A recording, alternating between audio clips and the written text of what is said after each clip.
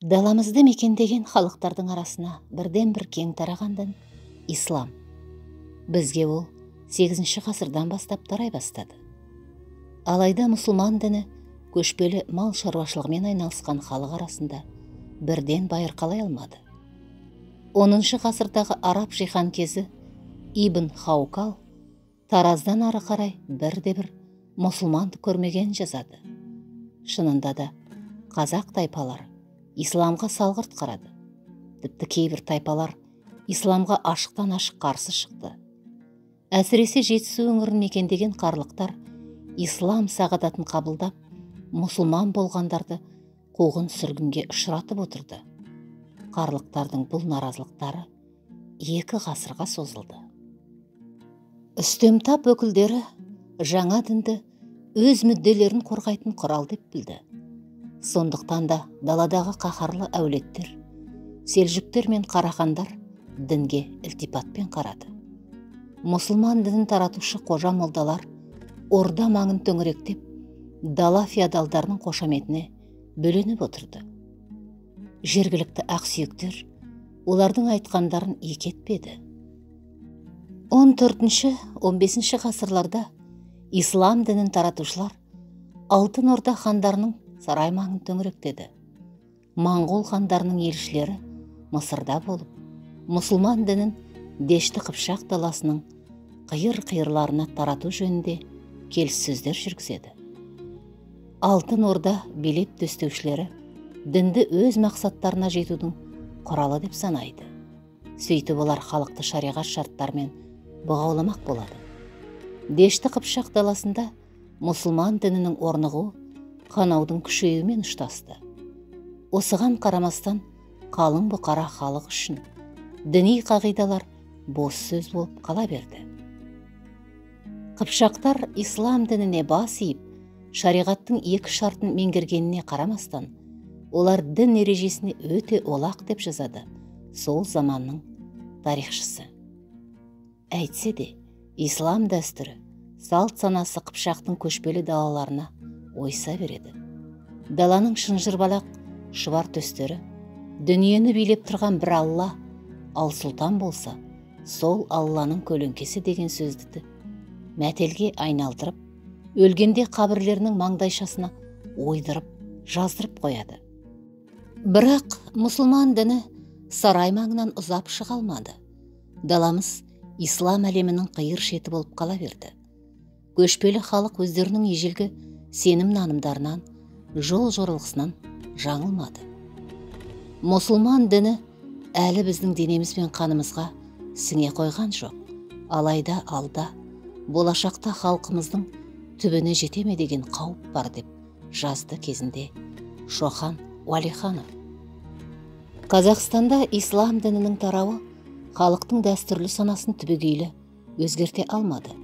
Жергілікті діни түсініктер мен ислам қағидалары шырмала келе, не таза шариғат емес, не шаманизм емес, тек Қазақстанға ғана тән діни синкретизм пайда болды.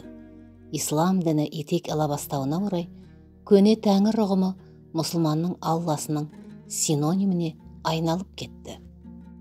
Көшпелі қазақ бір Алла деген исламның басты тұжырымын әдетінше бір тәңірі деп қайырып, тілінде болғанымен ділінде сақтамады.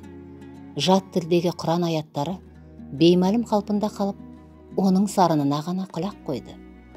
Әйтсе де олар өзінің ежелден келе жатқан жора жолғысын жалғастыра берді. Көне әдет ғұрыпқа мұсылмандық нобай ғана берілді. Мұның бәрі ислам орталықтарында дін жайын бағдарлап отырған дін басыларының көңілінен шықпайды. Олар қазақ халқының мұсылман діни қағидаларына деген сүлесоқтығын бетке ұстап, ғазауат соғыстар жариялауға дейін барғаны аян. Сол соғыстардың бірі 16 ғасырда болған екен.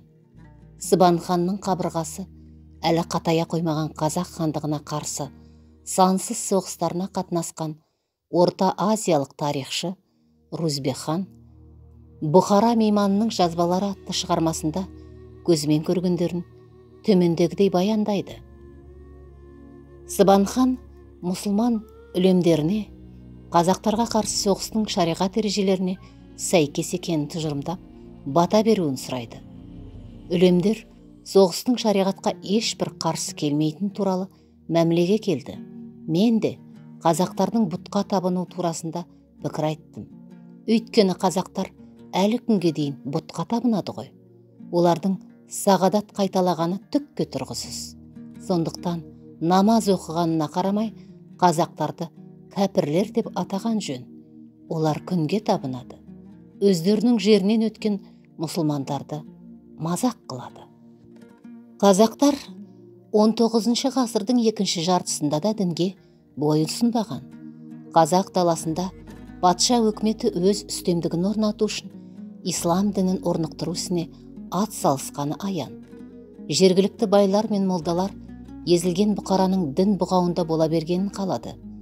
Олар керек кезінде мемлекет тарапынан көмек алып отырды. Қарапайым қазақтарды мешітке қамшының күшімен айдау жиі болмаса да кездесіп қалады деп жазды Мейер деген әскери адам. Мұсылмандар киелі деп санайтын Құранды қазақ онша қадір тұта бермеген туралы деректерді 19 ғасырдың екінші жартысында шыққан басылымдардан да ұшыратуға болады. Құранды ұстап, ант су ішудің орнына кітапты молданың басына бір қойып баршасын шығарған оқиғаны көне этнографиялық деректерден табуға болады. Ислам дін өкілдері жат жұрттық еді. Сондықтан ауыл адамдары жергілікті халықтың әдет ғұрпы тегі мен мәдениетінен бейхабар молдаларды жек көріп отырды. Әйтсе де ислам ел ішіне уытын барған сайын жая түсті. Ендігі жерде жергілікті ұлттық дін қызметшілерін даярлау күн тәртібіне қойылды. Қазақ байлары мен шонжарлары, дін иелері балаларын Самарқанның, Бұқара мен Түркістанның діни оқу орнына жіберіп отырды. Қазақ даласында дін ісі едәуір алға басты. Бірте-бірте қазақ 5 уақыт намаз оқуды әдетке айналдырды. Бітір зекет пен садақа беру, сүндетке отырғызу, ораза тұту, айт мейрамдарына құрбандық шалу дәстүрге енді. Қазақтың сырт көрінісі, киімі, пішіні жалпы мұсылмандық этнографиялық сипат алды. Басына сәлде орап, үстіне шапан, аяғына мәсі киіп, қолына таспиқ ұстады. Меккеге қажыға барушылар көбейді. Түркістан қаласындағы Қожа Ахмет Яссауидің мавзолейі ислам әлемінің екінші ошағы деп танылды. Мавзолейге 3 мәртебе зиянат жасау Меккеге 1 рет барғанмен барабар саналды. Түркістан шаһары Түркістан әулиелерінің мекен тұрағы деп дәріптелді. Мавзолейдің маңы киелі қорымға айналды. Қазақстанның басқа қиырларында дүние салған қолбасшылар, билер, ірі феодалдар, ру басылары осы қорымға келіп жерленді. Басқаша айтқанда, мұсылман діні мен шариғат нормалары қазақ халқының этнографиялық бітіміне едәуір ықпалын тигізді. 1788 жылы Екатерина II арнайы қарар қабылдады. Сол қарар бойынша Орынборда мұсылмандардың діни жиналысы деген ұйым ашылды. Ұйымның басты міндеті ислам дінін насихаттау болды да, Семей мұсылмандықтың тағы да бір үлкен ошағына айналды. Қазақстандағы діни мекемелер, мешіттер мен медреселер саны молая түсті де, олар ірі мәдени және сауда орталықтарына шоғырланды. Қазақстанның дәстүрлі мұсылман ошақтары Түркістан, Созақ, Ақмешіт, Әулие ата дінді уағыздауды күшейте түсті.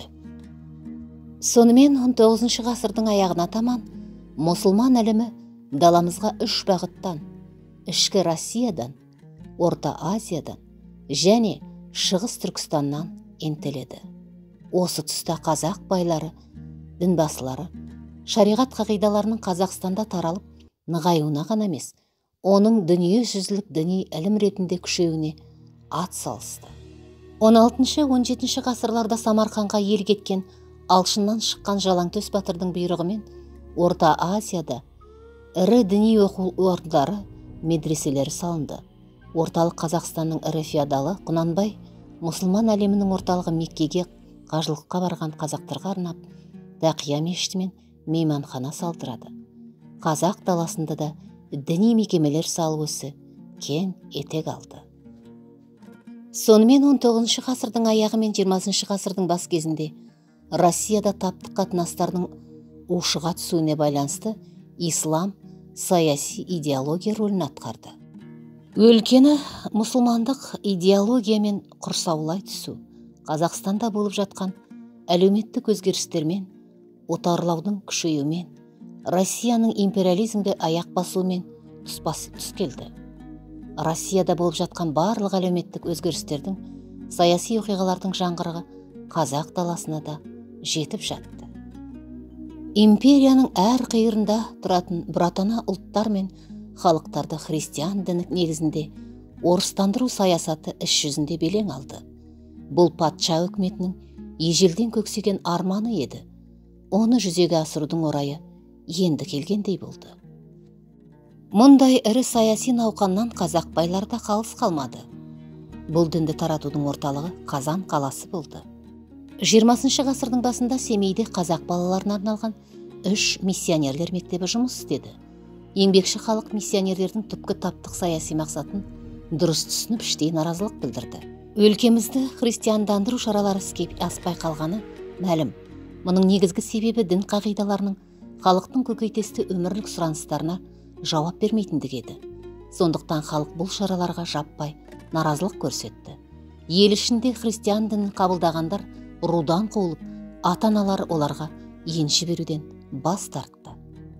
Тек Октябрь революциясы ғана қазақ халқын христиан дінінің рухани бұғауынан аман сақтап қалды.